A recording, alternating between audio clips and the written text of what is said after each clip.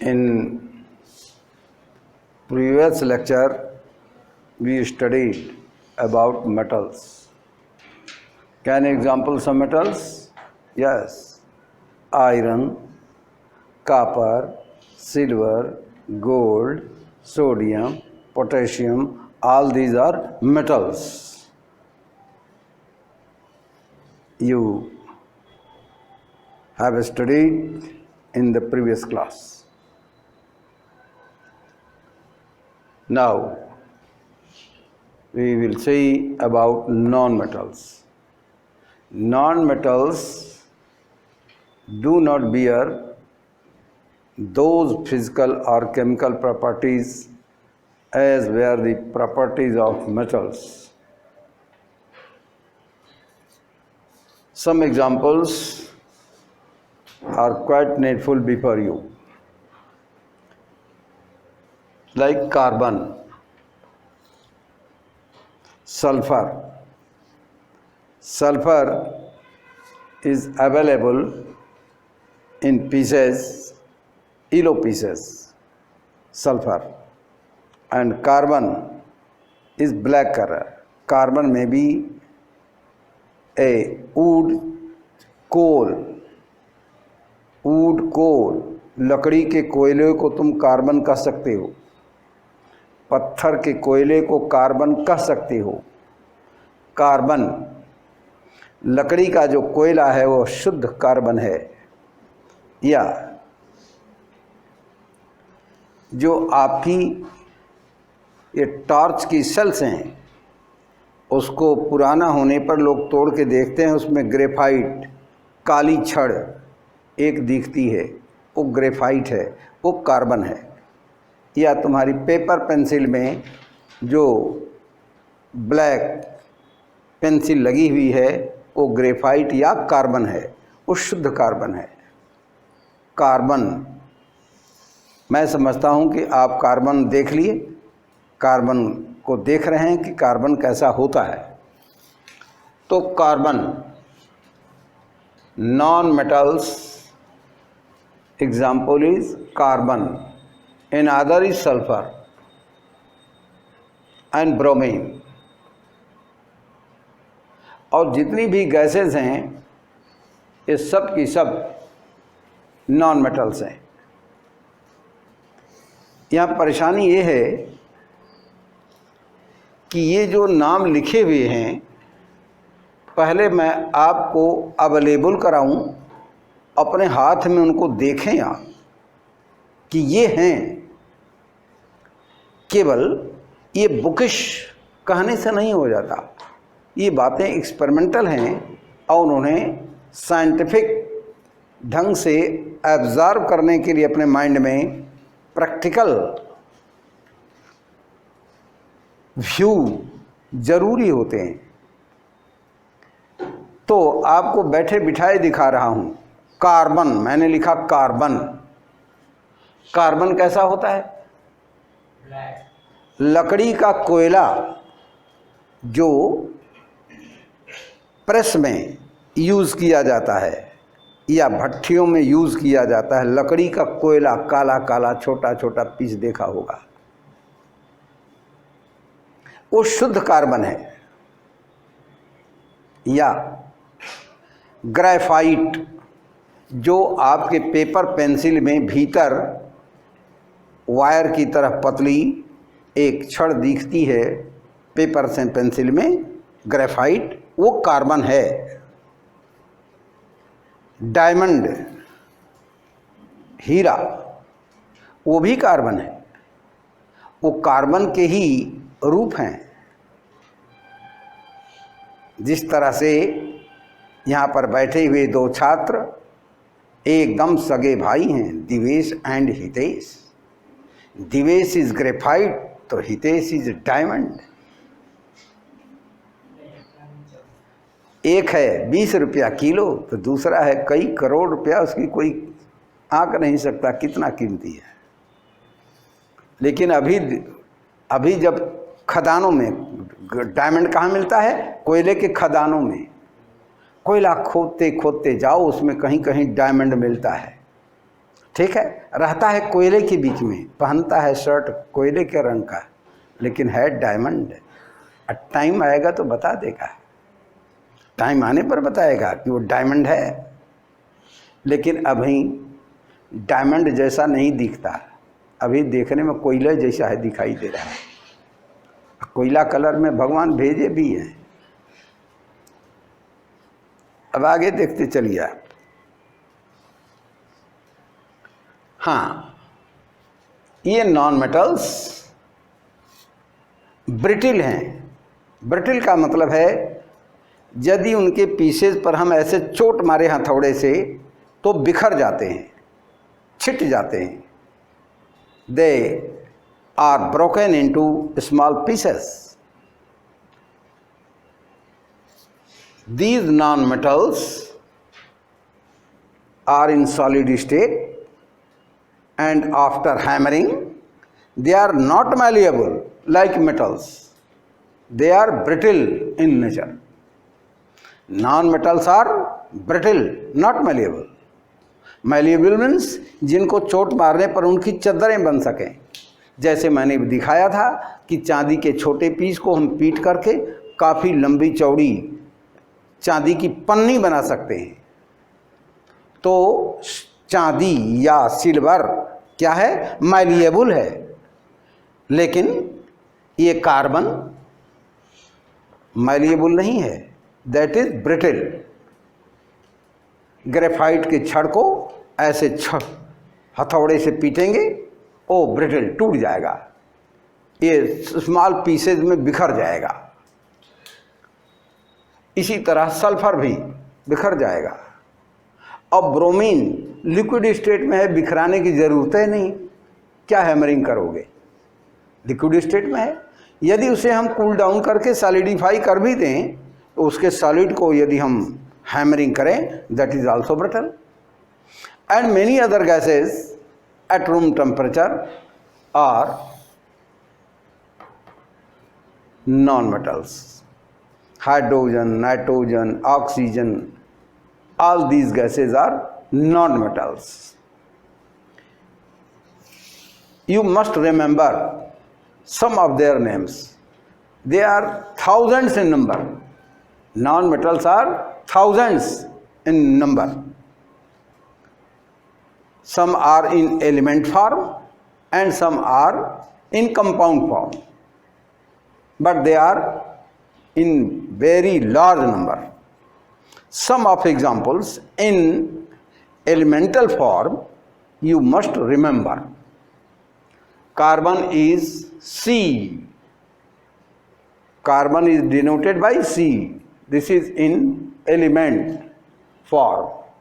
Sulfur is S, elemental. Bromine is also an element, and gases are also elements.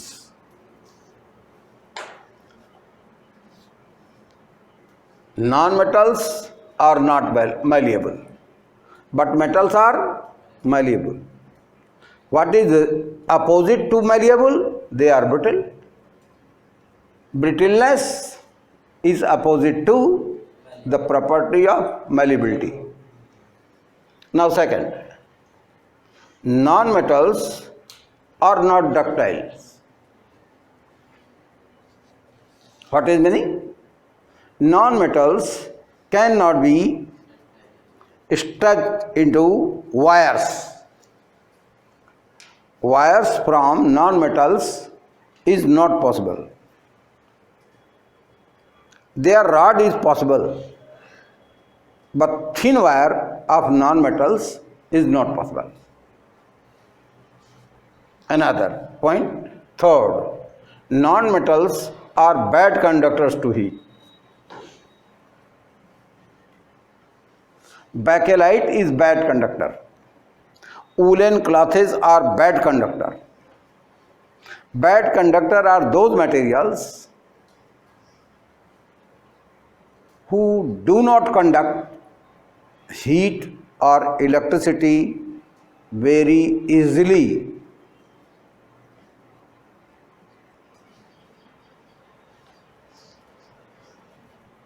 A plastic or a bakelite is bad conductor. On the handle of a cooker, black cover is a bad conductor. That is why with the help of bakelite cover you can touch your heated cooker safely. Now another, non-metals are bad conductor to heat.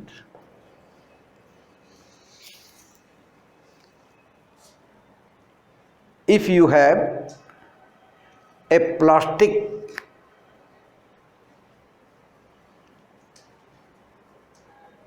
pot, a plastic open pot, it will be difficult to boil water kept in a vessel of bad conductor, because if you supply heat, very less amount of heat will go into the water and remaining will be exhausted to your atmosphere. So it will be difficult to raise temperature of water in a bad conductor vessel.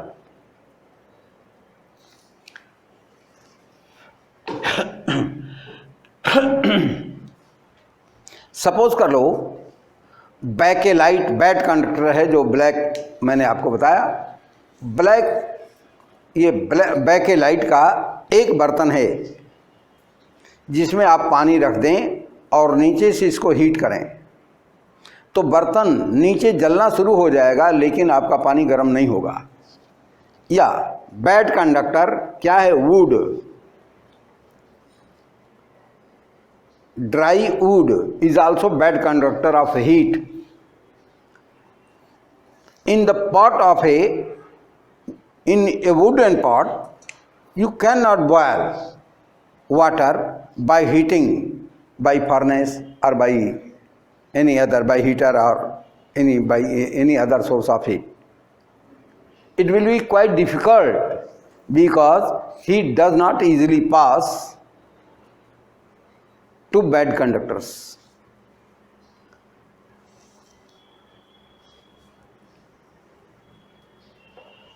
Non-metals are soft except diamond. Diamond is quite hard. You cannot cut a diamond piece by iron nails. By iron instruments, you cannot cut a diamond piece.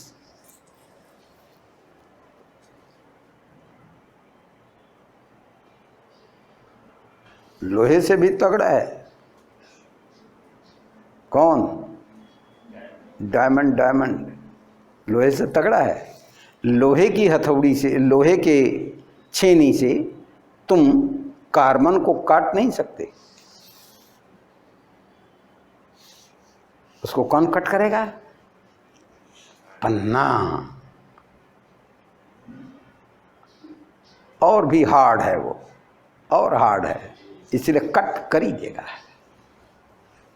ठीक, वो cut कर देगा और hard है तो वो diamond पर भी लाइन खींच देगा, केवल इस पर खड़िया से नहीं खींच देगा, डायमंड पर भी लाइन खींच के मानेगा।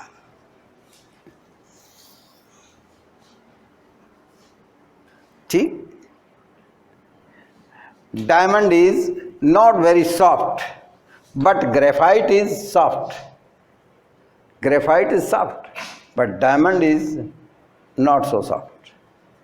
It is hard to cut, and also diamond has very high melting point, around about 4500 degrees Celsius. That is exception with diamond. All non-metals have low densities and low melting and boiling points. Non-metals have low densities, low melting and boiling points. But diamond is exception. Diamond has high melting point and diamond is not soft, diamond is quite hard, and diamond is quite costly. But diamond is a real brother of graphite, carbon. You will see in another lecture. Non-metals have low densities. They have densities ranging from 0.9 gram per cc to 2.4 or 2.3 gram per cc. Their density is quite low. And one thing also remarkable, all different non-metals have their own different colors,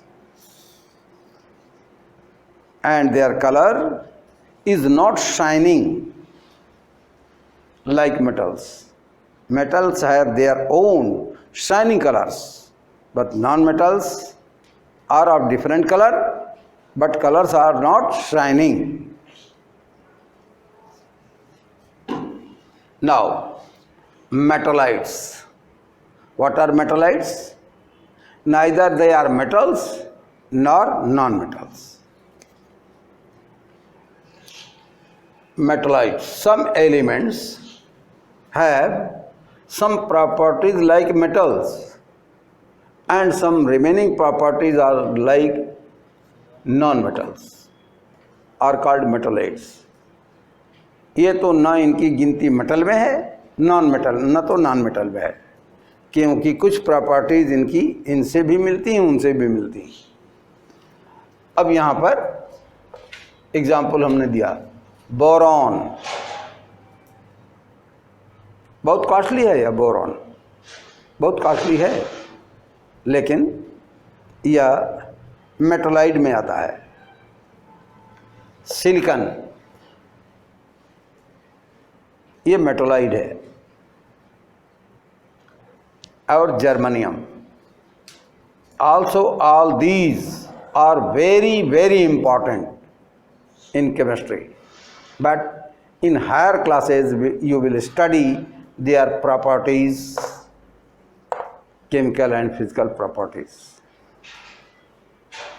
Now come on the mixtures, about mixtures.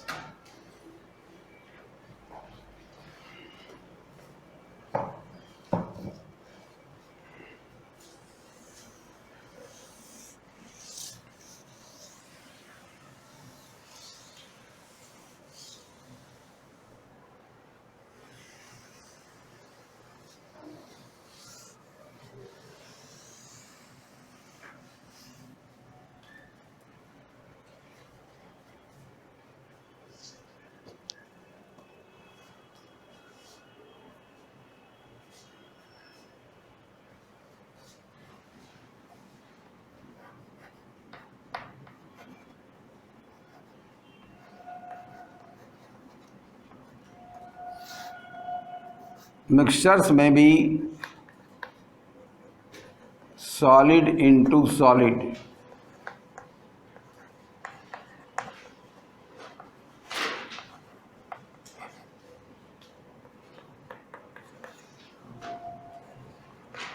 liquid into liquid,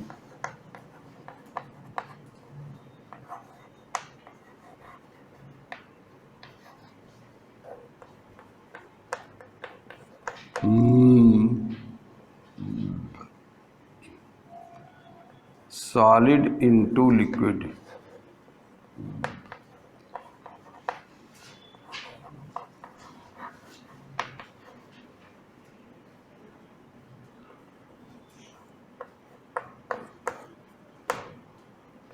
gases into liquid,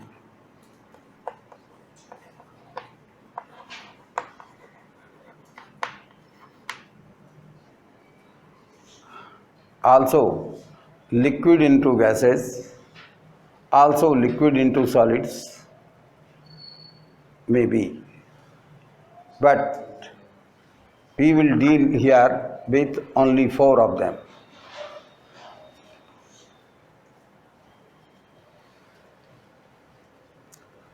Mixture,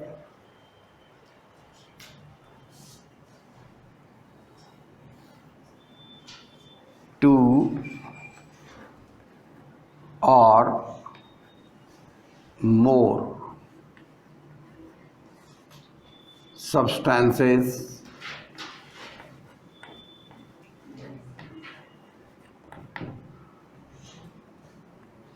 can be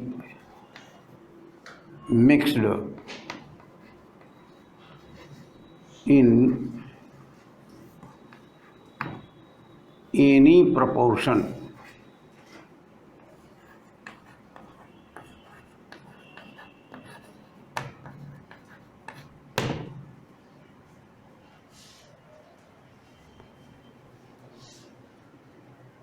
जब हमें mixture बनाना है तो हम 2 या 2 से अधिक चीज़ों को किसी भी रेशियो में मिक्स कर सकते हैं। उसके लिए कोई स्पेशल रेशियो नहीं है, कोई स्पेशल प्रोपोर्शन नहीं है।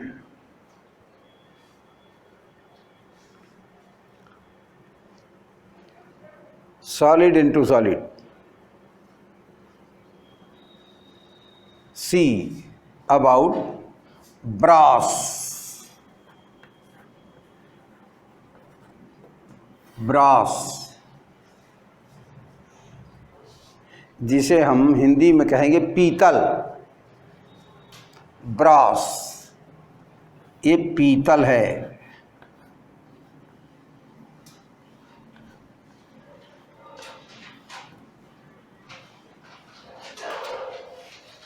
पीतल मिक्सचर है कॉपर एंड जिंक, 2 एलिमेंट्स का मिक्सचर है वो पीतल। Brass, brass is the mixture of 2 solid metals. कैसे हम तैयार करते हैं? कोई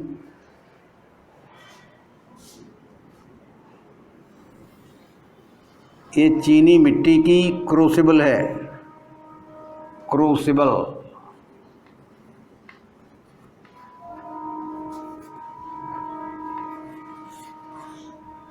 इसकी दीवारें round about 2000 degree Celsius temperature bear कर सकती हैं। अब इसमें हम सपोज हमें 10 किलोग्राम पीतल बनाना है तो हमने 8 kilogram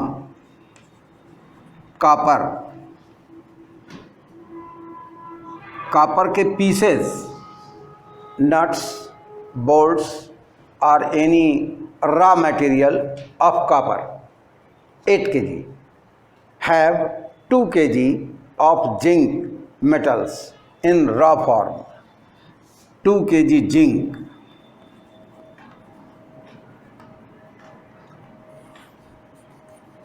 Mix them, their pieces, their solid pieces by mixing cannot form brass. They cannot be mixed homogeneously because both solids will remain always separate. Now heat it.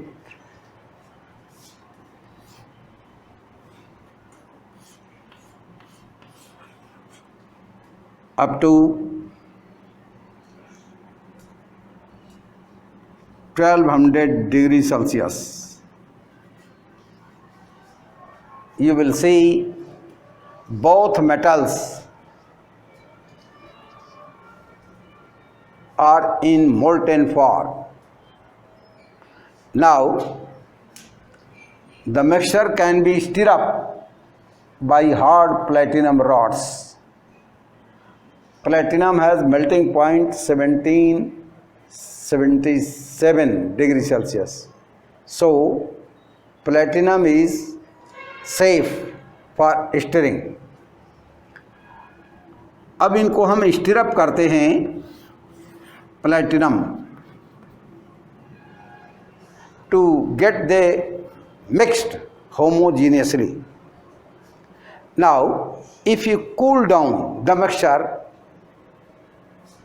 it will have an yellow shining color like gold. Yellow shining color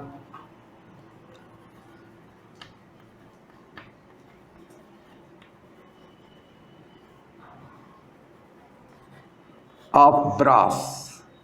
ये brass बन गया आपका।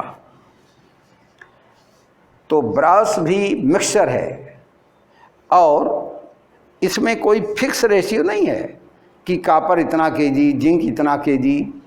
उनका proportion change हो सकता है, उनका ratio of mass change हो सकता है। उन्हें आप मिक्स करके ऐसे तो सॉलिड इनटू सॉलिड इसे हम मिलाकर बना लेते हैं। So brass is a mixture of two elements, copper and zinc. Noted, brass is a mixture of copper and zinc. Another, liquid into liquid. Ethanol, alcohol and water can be mixed up to frame a new solution, and there is no any specific ratio of the two. किसी भी proportion में उनको मिलाकर हम solution तैयार कर सकते हैं, liquid into liquid. Now solid into liquid. Suppose liquid is water and solid is maybe sugar or glucose और यूरिया। तो पानी में हम शुगर या ग्लूकोज को डालकर एक होमोजीनियस मिक्सचर बना सकते हैं, लेकिन कोई उनका फिक्स प्रोपोर्शन नहीं होता। हम पानी में थोड़ा शुगर भी मिला के बना सकते हैं सॉल्यूशन, ज़्यादा शुगर मिला करके भी सॉल्यूशन बना सकते हैं, उनका कोई फिक्स प्रोपोर्शन नहीं है। गैस इनटू लिक्विड, पानी में बहुत सी गैसें घुली रहती हैं। जो सी वाटर है उसमें भी ऑक्सीजन नाइट्रोजन घुली हैं, जो पॉन्ड्स रिवर्स वाटर हैं उसमें भी गैसेस घुली हुई हैं। और जो पेप्सी आप पीते हैं, पेप्सी और सोडा वाटर की बोतल है, ये कोल्ड वाटर में कार्बन डाइऑक्साइड, कोल्ड वाटर में कार्बन डाइऑक्साइड घुली हुई है। सोडा वाटर की बोतल में पानी में गैस घुली हुई है, वाटर में कार्बन डाइऑक्साइड सॉल्यूबल है। ये देखेंगे effect of temperature and pressure. यदि कोई सॉलिड और लिक्विड सॉल्यूशन है तो टेम्परेचर बढ़ाने पर सॉलिड की सॉल्युबिलिटी बढ़ती है। और सॉल्युबिलिटी हम अलग से पढ़ेंगे, अगले लेक्चर में देखेंगे सॉल्युबिलिटी। लेकिन यदि सॉल्यूशन को गर्म करें या इसको गर्म करें सोडा वाटर को, तो इसमें से गैस बाहर निकलने लगती है, या गर्म हॉट सॉल्वेंट में गैसेस कम सॉल्युबल हैं। फिर आगे देखेंगे mixtures can be of two types, homogeneous and heterogeneous. Homogeneous का क्या मतलब है? यदि पूरे सॉल्यूशन में सपोज कर लो ये वाटर और शुगर सॉल्यूशन है। Water sugar solution is a true solution, और इसके हर पोर्शन में इस सॉल्यूशन की मिठास बराबर होगी। इसका मतलब है इसके पूरे वॉल्यूम में sugar particles are equally distributed. So this solution is a homogeneous solution of sugar into water। लेकिन हेट्रोजीनियस क्या है? जैसे चॉक और वाटर का सॉल्यूशन, आपने दो सब्सटेंसेस का मिक्सचर बनाया हुआ है, तो उनको हम फिजिकल मेथड से सेपरेट कर सकेंगे। जैसे सपोज कर लिया सल्फर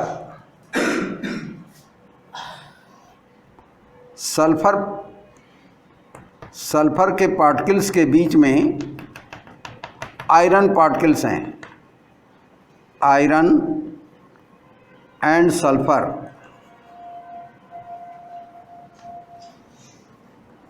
के स्मॉल पार्टिकल्स आपस में मिक्सचर बना लिए हैं। इनको हम कैसे सेपरेट करेंगे?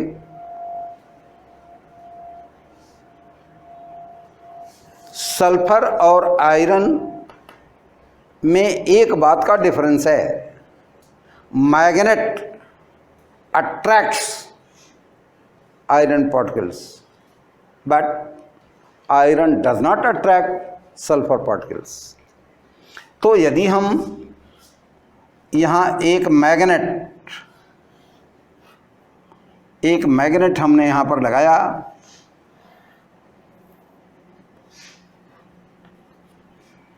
तो इस मिक्सचर से सम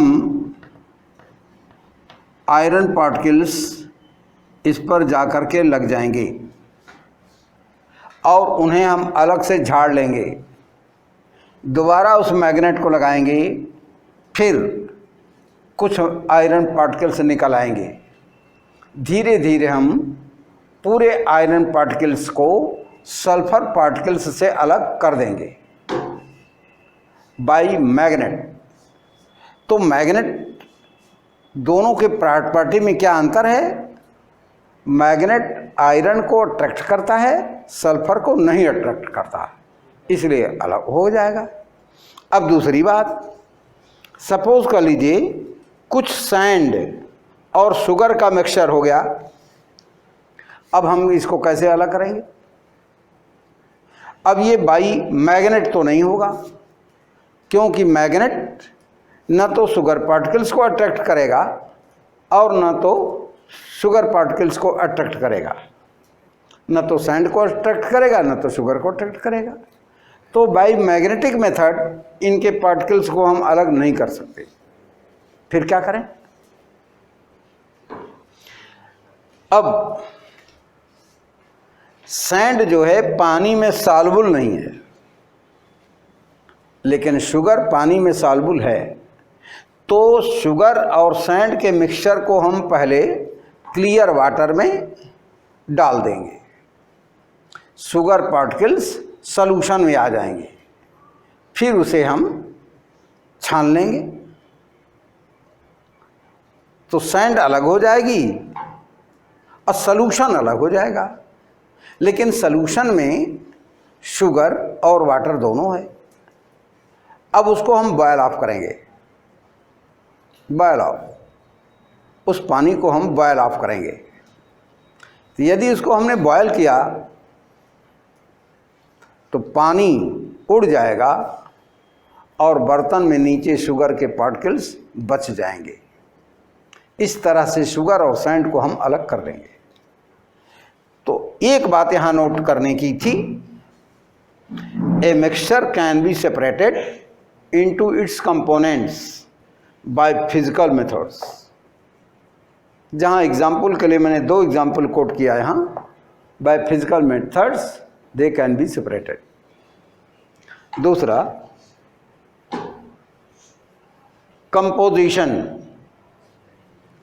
composition of mixture is variable. क्या मतलब? जैसे हमने 1 लीटर पानी लिया, 1 लीटर पानी में हमने केवल 100 ग्राम शुगर घोल सकते हैं, 200 ग्राम घोल सकते हैं, 300 ग्राम घोल सकते हैं, 400 ग्राम घोल सकते हैं। तो ये रेशियो कुछ भी हो सकता है, कोई फिक्स रेशियो नहीं होता। लेकिन वेरी इंपॉर्टेंट थिंग, कंपाउंड्स पर हम आएंगे, लेकिन सॉल्यूशन की एक प्रॉपर्टी और देख लें, नो फिक्स बॉइलिंग और मेल्टिंग पॉइंट। वाटर का बॉइलिंग पॉइंट 100 डिग्री सेल्सियस है और वाटर का फ्रीजिंग पॉइंट 0 डिग्री सेल्सियस है।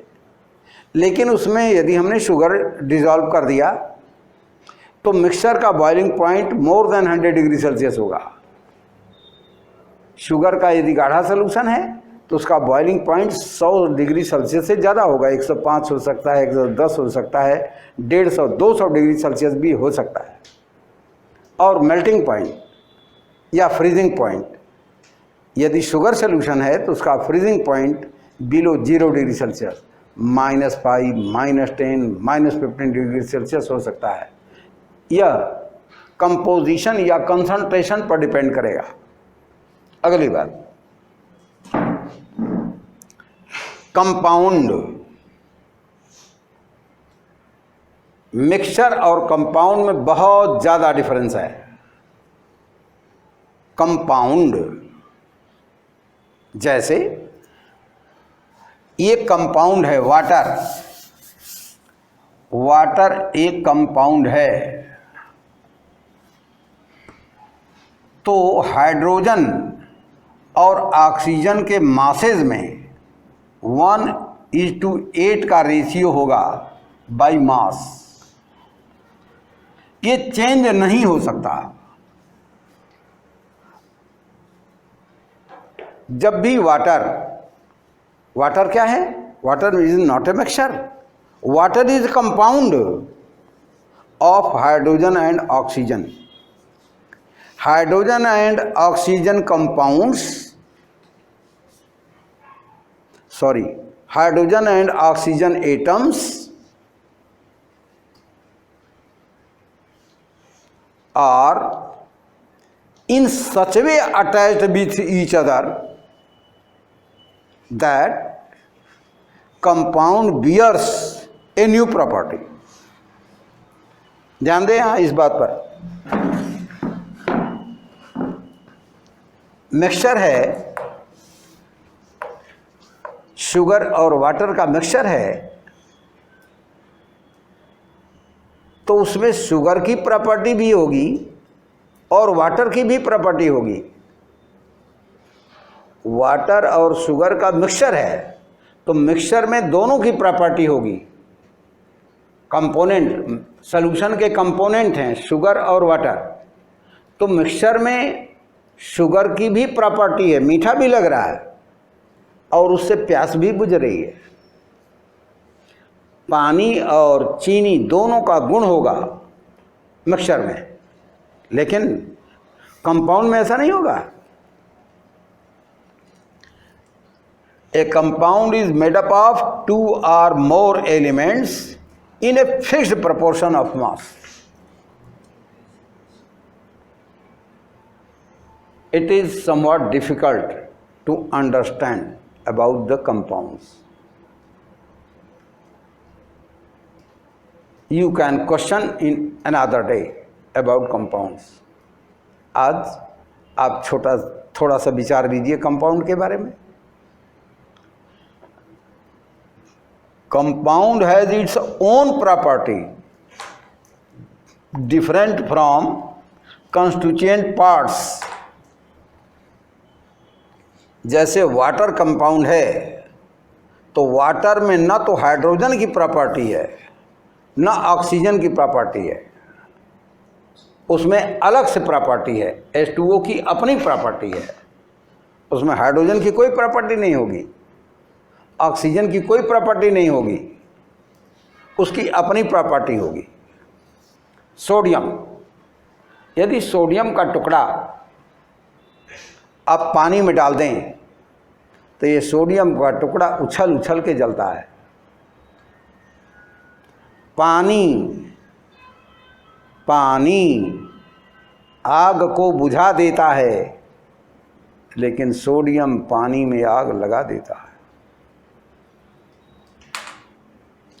सोडियम के टुकड़े का जैसे ही पानी से टच होगा लगेगा जलने।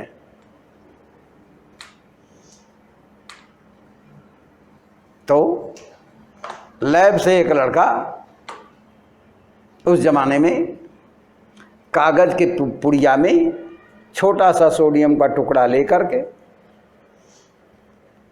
और रख लिया जेब में, साइकिल चलाने लगा, हुआ पसीना और कपड़ा भीग गया पसीने से, और जब वो कागज की पुड़िया भी भीगी तो भक से जलना शुरू हुआ। साइकिल चलाते हुए का क्या हाल हुई होगी आप समझ गए होंगे। तो ऐसे बुद्धिमान लोग पहले भी हुआ करते थे, बुद्धिमानों की कमी आज भी नहीं है। क्या बताया? सोडियम का गुण, सोडियम का गुण है पानी में आग लगा दे। सोडियम को पानी में डालोगे उछल उछल जलेगा। दूसरी बात,